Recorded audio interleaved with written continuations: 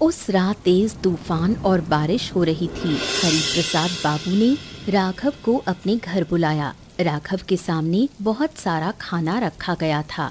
ये देखकर वो थोड़ा घबरा गया। समझ नहीं पा रहा था कि हरिप्रसाद बाबू क्या करने वाले हैं। ये सब खा लो, खाओ खाओ खाओ खाओ। अरे बुरा मत मानिएगा बाबू, दरअसल मैंने कभी इतना खाना नहीं खाया है। अब खाने की आदत नहीं है इसीलिए। अच्छा, तो इसीलिए खा नहीं पाओगे, है ना? अगर आप मुझे ये बता देते कि आपने मुझे क्यों बुलाया है तो अच्छा होता बाबू, वरना मैं तो क्या, किसी का नुकसान करने में तुम्हें दिक्कत है? जो चाहो दूंगा, जितने चाहे पैसे दूंगा, जितना खाना चाहो खिलाऊंगा, लेकिन तुम्हें सोच समझकर एक नुकसान करना होगा, ऐसा कि काम हो जाए और कोई पकड़ा भी ना जाए। समझ रहे हो? इस प्रस्ताव को सुनकर राघव का दिल कांप उठा। वो बोला, लेकिन क्यों बाबू? क्या कोई आपको परेशान कर रहा है? क्या हुआ बताइए ना। आप मुझे अपना समझकर कह सकते हैं, बताइए। अच्छा, क्या तुम इस गांव की कोई खबर नहीं जानते हो क्या? मेरे बारे में कुछ पता है? मेरे परिवार के बारे में कुछ सुना है तुमने? बाबू, आपसे तो बस कुछ दिन पहले बाजार में जान पहचान हुई थी। मैंने सोचा था कि शायद आप काम के सिलसिले में बुला रहे हैं, लेकिन अब तो मामला कुछ और ही लग रहा है। हाँ, तुम्हारे गांव में एक मशहूर समोसे वाला है, जानते हो उसे? हाँ बाबू, क्यों नहीं जानता। अरे वो तो बहुत अच्छा इंसान है। आप आदित्य की बात कर रहे हैं ना?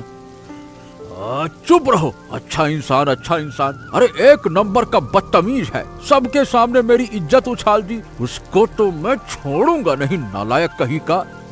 क्या बात कर रहे हैं? वो आपकी इज्जत क्यों खराब करेगा बाबू? मैंने तो कभी किसी से बुरा बर्ताव करते हुए देखा नहीं उसको। फिर भी अगर आपसे कुछ गलत हुआ हो तो मैं गांव का होने के नाते आपसे माफी मांगता हूँ।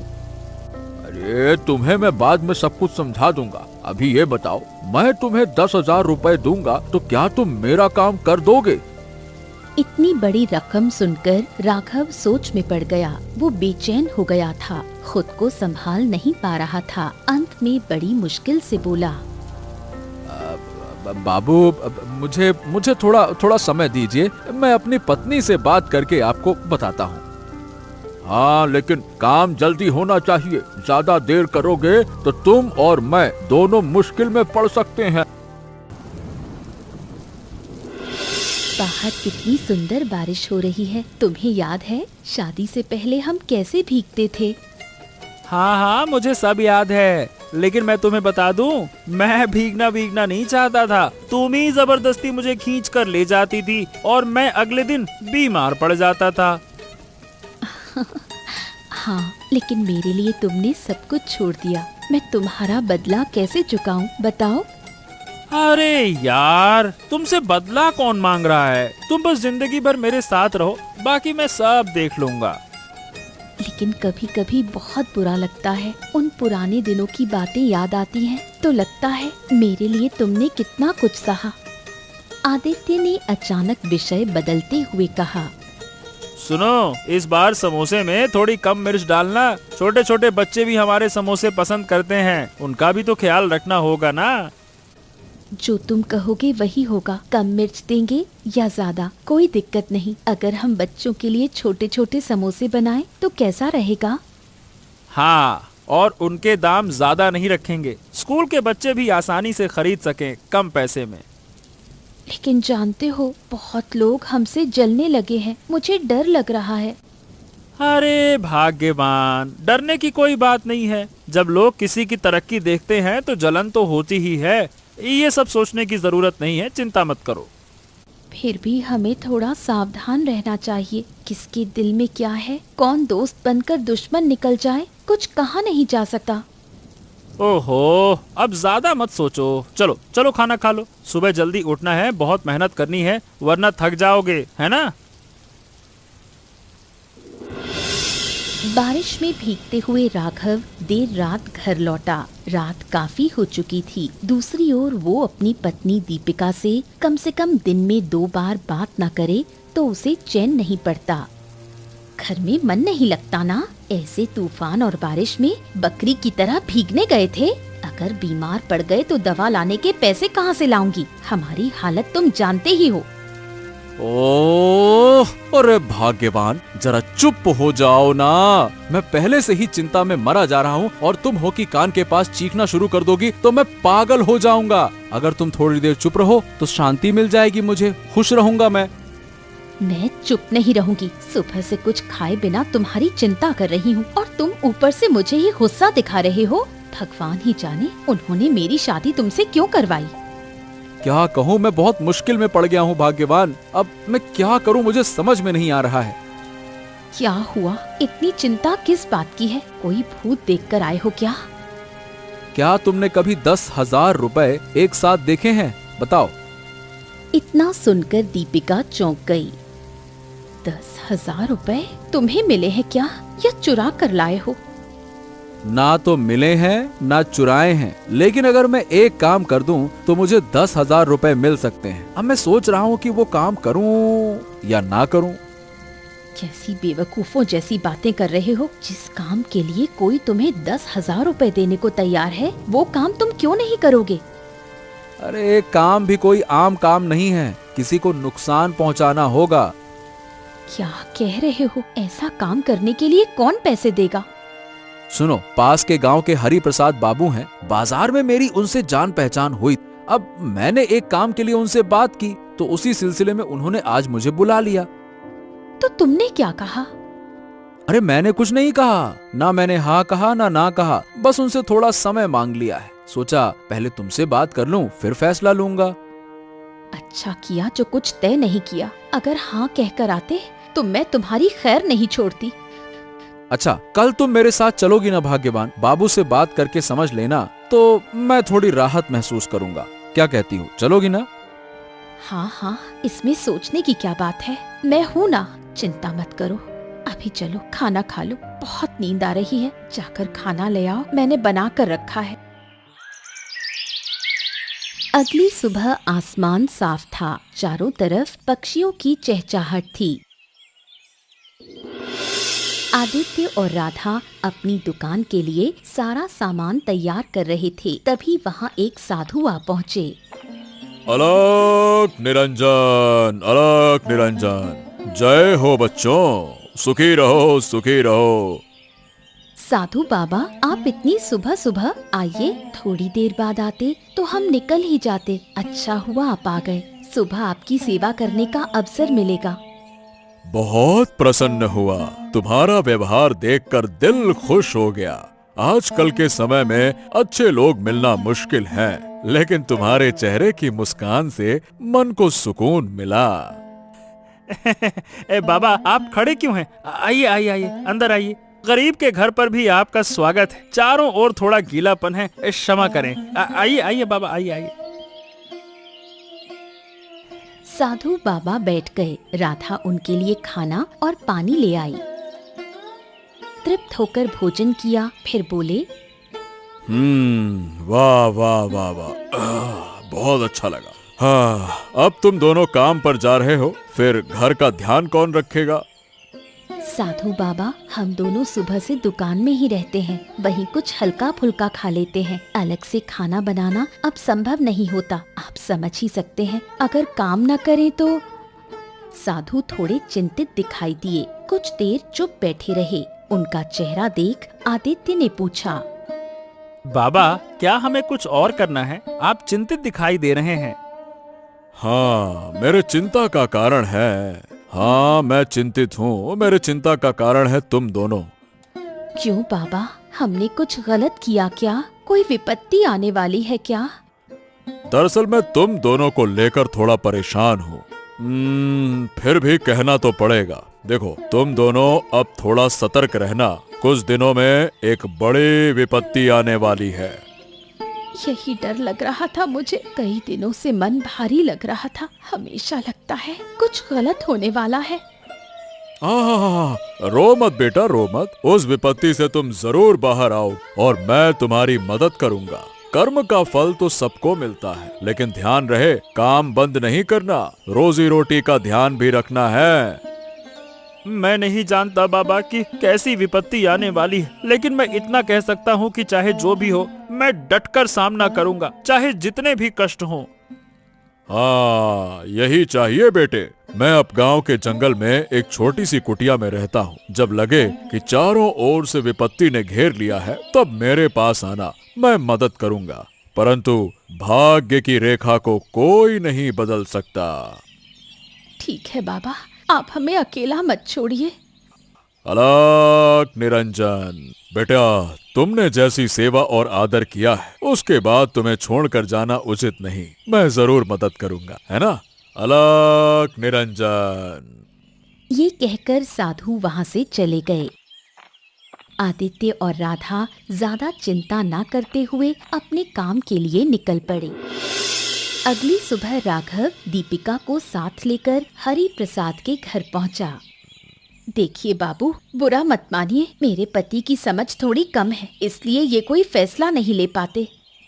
अरे तुम तो उसकी पत्नी हो, तो फिर तुम ही कोई फैसला लो। मेरी बात मानकर तुम लोग काम करोगे या नहीं करोगे, ये बताओ।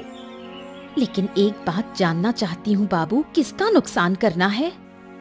क्यों, तुम्हारे पति ने तुम्हें बताया नहीं क्या? असल में बाबू, टेंशन बहुत हो गया था मुझको, तो मैं सब भूल गया। आप बुरा मत मानिएगा। क्या कहूँ, देखो तुम्हारे गांव के वो समोसे वाला आदित्य है और उसकी पत्नी, उनका नुकसान करना है। ऐसा लगा जैसे अचानक दीपिका को बड़ा मौका मिल गया। वो खुशी से झूम उठी। वो राधा और उसका पति, उन्हें तो नुकसान पहुंचाने के लिए मैं पहले से ही तैयार बैठी हूँ। आप बस बताइए क्या करना है, मैं तो उन्हें देख ही नहीं सकती। अरे भाग्यवान, साधारण झगड़ा और किसी का नुकसान करना दोनों में फर्क होता है। पहले बाबू से पूछ तो लो कि वो करवाना क्या चाहते हैं। हाँ हाँ, वो बाबू ही बताएंगे। मैं तो किसी बात से पीछे नहीं हटती, जो वो कहेंगे वही करूँगी। लेकिन एक सवाल है, आप उनको नुकसान क्यों पहुँचाना चाहते हैं? उन्होंने क्या किया है? देखो, उन्होंने मेरा अपमान किया है, इसीलिए मैं उन्हें बर्दाश्त नहीं कर सकता। जब तक उनका नुकसान ना कर लूं, मुझे चैन नहीं मिलेगा। इस काम के लिए तुम्हें 10,000 रुपए मिलेंगे, लेकिन उनका चैन छीनना होगा। उन्हें नरक जैसी जिंदगी देनी होगी। बोलो, तैयार हो? उसकी चिंता मत कीजिए, मैं ऐसा काम करूंगी जिसे वो जिंदगी भर याद रखेंगे। आपके जैसे आदमी का हाथ अगर मेरे सिर पर हो तो मैं और भी दिल से काम करूंगी बाबू। ठीक है, तो आज से ही काम शुरू कर दो।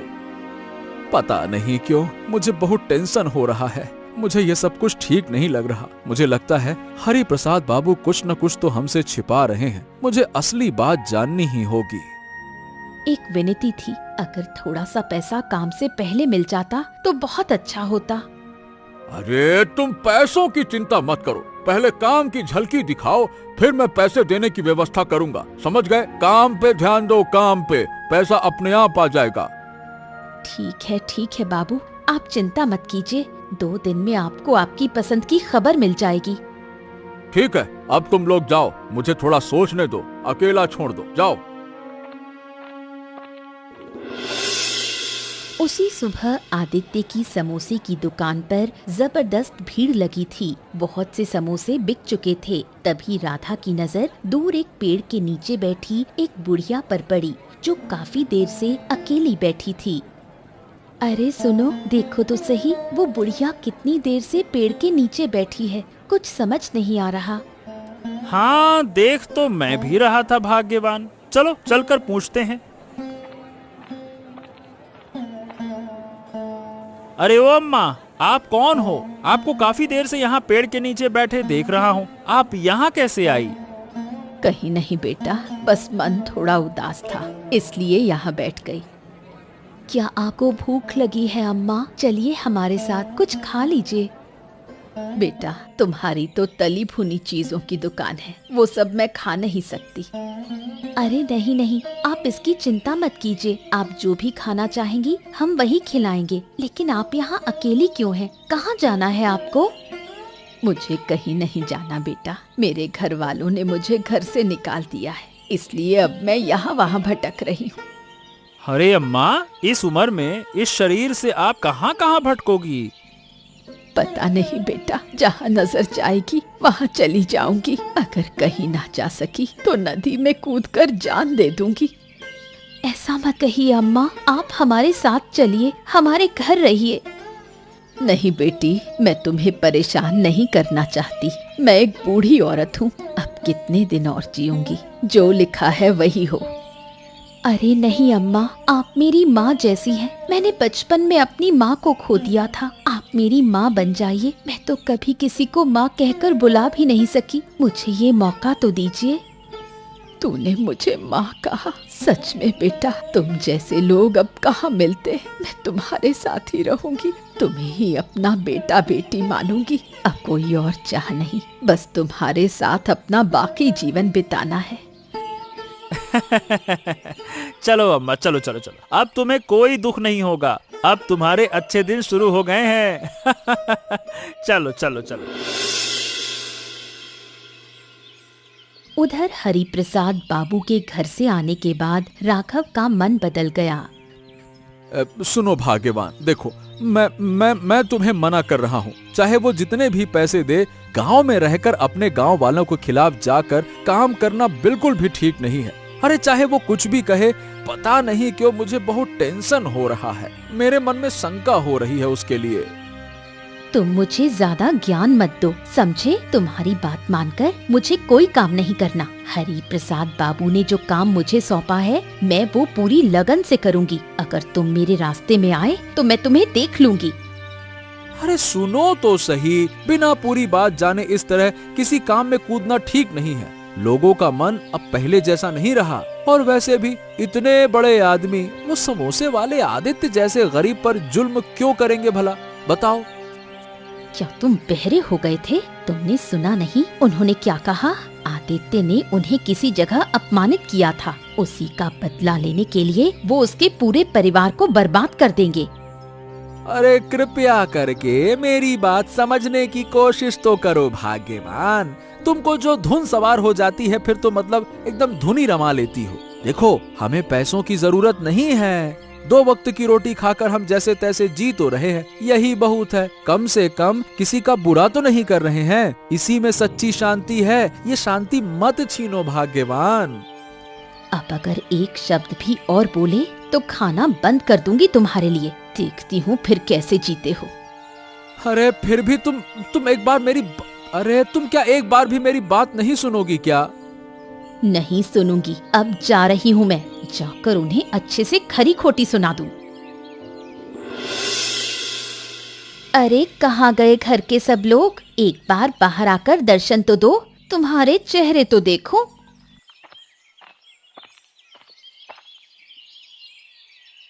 दीदी, आप यहाँ? कुछ जरूरत थी क्या?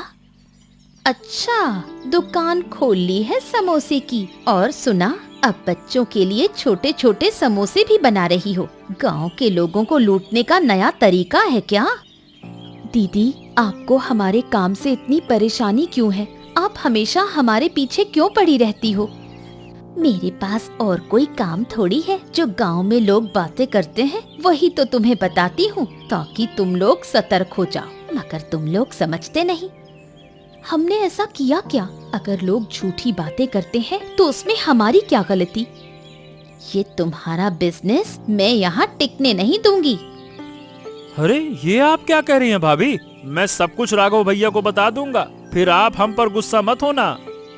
मुझे धमकी दे रहे हो? अरे तुम्हारे जैसे कितने आए और चले गए, कोई मेरा कुछ नहीं बिगाड़ पाया। तुम्हारे राघव भैया मेरी बात पर चलते हैं, इसलिए मुझे धमकाकर कुछ नहीं होगा। भाभी, आप हमारे घर आते ही क्यों, मैं समझ नहीं पाता। आपके अपने घर में क्या कोई काम नहीं है क्या? अब तो काम मिल गया है, इसलिए तो अब बार बार आऊंगी। कौन है रे? तब से आकर झगड़ा कर रही है। ओहो हो, ये बुढ़िया कहाँ से आ गई? इसे पाल कर रखा है, खुद ठीक से खाने को नहीं है। इसे क्या खिलाओगे? ओ लड़की, तब से तेरी बकवास सुन रही हूँ, अब और नहीं। अगर तूने एक शब्द और कहा तो थप्पड़ मार दूंगी। क्या कहा आपने? आप मुझे थप्पड़ मारेंगी? इतनी हिम्मत? अगर तू यहाँ से नहीं गई तो सच में मार दूंगी।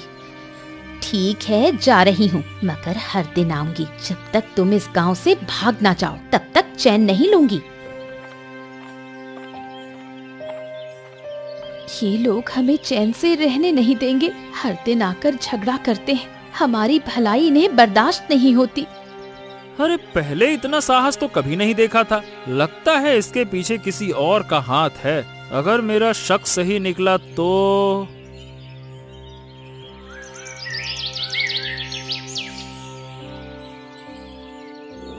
अगले दिन सुबह दीपिका हरि प्रसाद के घर पहुंची। अरे कहाँ गए वो बड़े बड़े वादे? कहा था ना कि एक ही दिन में उन्हें सबक सिखा दोगी। तो वो सब बातें झूठी थी या फिर पैसों के लालच में काम कर रही थी? बोलो।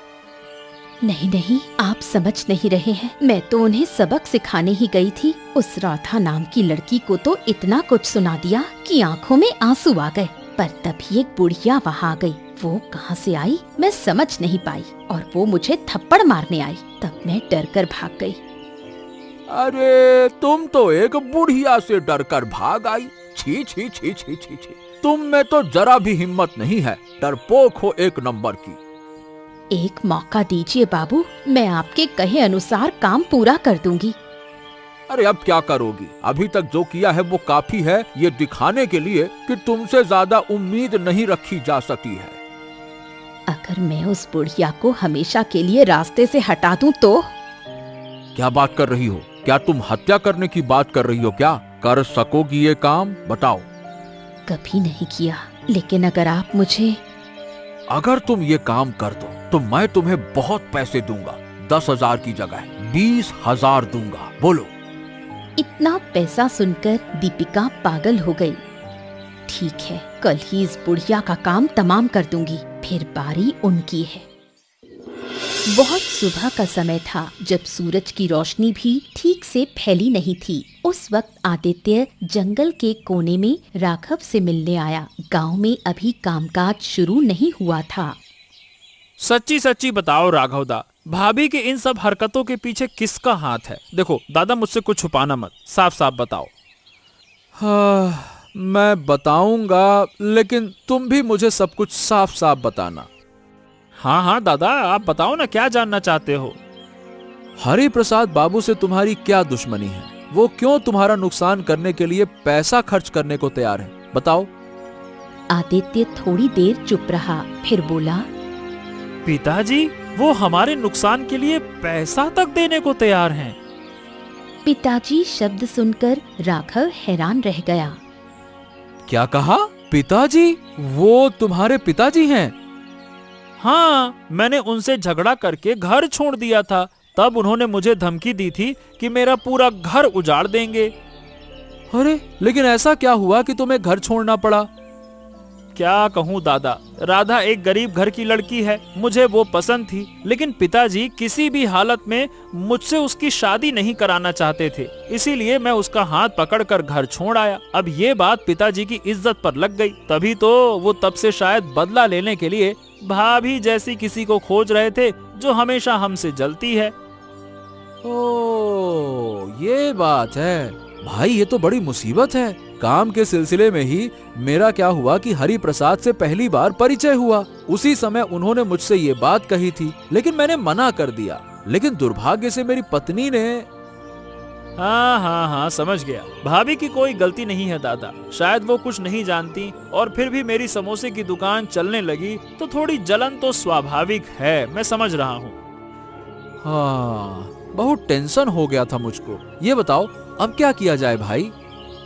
बात करते करते अचानक दूर से राधा दौड़ती हुई आई। आदित्य का नाम लेकर उसकी आवाज सुनकर दोनों उसकी ओर मुड़े। क्या हुआ राधा, तुम इतनी घबराई हुई क्यों हो? क्या बात है? दीपिका भाभी, दीपिका भाभी। क्या हुआ? उसने कुछ किया क्या? सुबह सुबह घर में घुसकर बूढ़ी माँ के सिर पर वार किया है। वो बेहोश पड़ी है, जल्दी चलो। क्या? इतनी हिम्मत? एक बूढ़ी औरत के सर पे वार कर दिया? चल चल चल चल चल आदित्य, अब देर नहीं करनी चाहिए, चलो चलो। संकट के समय भी आदित्य ने अपना धैर्य नहीं खोया। ठंडे दिमाग से कहा। तुम लोग निश्चिंत होकर घर चलो, मैं अभी आता हूँ। थोड़ी ही देर में साधु बाबा को साथ लेकर आदित्य घर आया और बूढ़ी माँ की जान उस दिन बचा ली गई। हाँ, उम्र ज्यादा हो गई है, इसीलिए चोट गहरी लग गई है। अब अगर ध्यान नहीं रखा तो दिक्कत हो सकती है। मैं हूँ बाबा, जब तक मैं जिंदा हूँ मेरी माँ को कोई नुकसान नहीं पहुँचा सकता। साधु बाबा, कृपया करके एक बात बताइए, क्या आपने मुझे पहले से इस संकट के लिए सतर्क किया था? हाँ बेटे, तुम्हारा ही कोई अपना नुकसान पहुंचाएगा। ये सब मेरे कारण हो रहा है। अगर मैंने तुमसे शादी ना की होती तो शायद तुम्हारे पिताजी इतना बड़ा कांड न करते।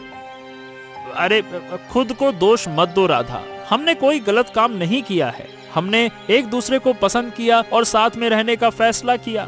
मैंने पिता की कोई संपत्ति तो छीनी नहीं है।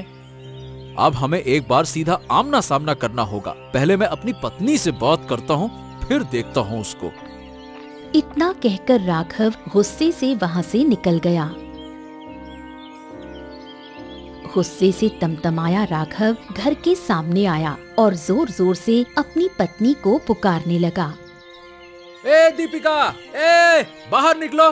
दीपिका, मैं कह रहा हूँ छुप कर मत बैठो, बाहर निकलो। बहुत टेंशन दे दिया तुमने, बाहर निकलो।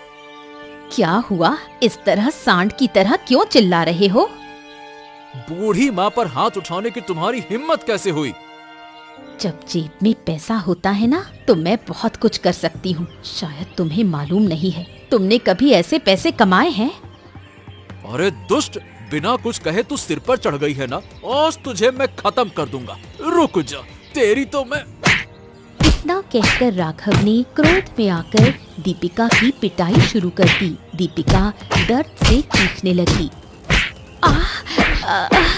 दर्द हो रहा है, मुझे छोड़ दो। कोई है, मुझे बचाओ, मार डालेगा मुझे। है, देखा अब कैसा लगता है? जब तूने माँ को मारा था तब उन्हें कितनी तकलीफ हुई थी, उसका अंदाजा अब हो रहा है ना? मुझसे गलती हो गई, मुझे माफ कर दो। पैसे का बड़ा लोभ हो गया है ना, इस लालच को आज मैं जड़ से निकाल के रख दूंगा। आज तो तुझे सबक सिखा दूंगा मैं अब कभी पैसों के पीछे नहीं भागूंगी, कभी कोई गलत काम नहीं करूंगी। मुझे छोड़ दो, दया करो मुझ पर। चल मेरे साथ चल। आज तो तुझे माँ से माफी मांगनी होगी, और एक बात, जब तक माँ ठीक नहीं होती तुझे ही उनकी सेवा करनी होगी। हरि प्रसाद के घर पहुंचे आदित्य, राधा, राघव और साधु बाबा।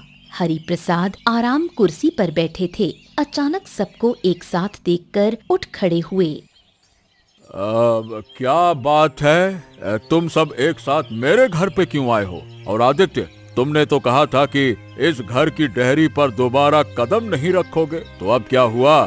सारा घमंड टूट गया। अब तेरा घमंड टूटेगा पापी। तू एक बाप होकर भी अपने बेटे का नुकसान करने की सोचता है। अरे साधु, ज्यादा मत बोल। हमारे बीच में बोलने की तेरी हिम्मत कैसे हुई? अलग निरंजन, तेरी इतनी बड़ी गुस्ताखी, तू मुझसे इस तरह से बात कर रहा है? मैं तुझे श्राप देता हूँ, इसी पल से तेरे पैरों की ताकत चली जाए। अलग निरंजन। साधु के शब्दों के साथ ही हरि प्रसाद फिर कुर्सी पर गिर पड़े। दर्द से चिल्लाने लगे। अरे, ये क्या हो गया मेरे साथ? मेरे पैरों में ताकत क्यों नहीं है? अरे राम राम राम राम राम राम। अरे साधु बाबा, ये क्या किया मेरे साथ आपने? ये तेरे कर्मों का फल है, कोई नहीं रोक सकता इसे। तेरा बेटा तुझे छोड़कर इस लड़की का हाथ पकड़कर चला गया, फिर भी तुझे खुशी नहीं हुई?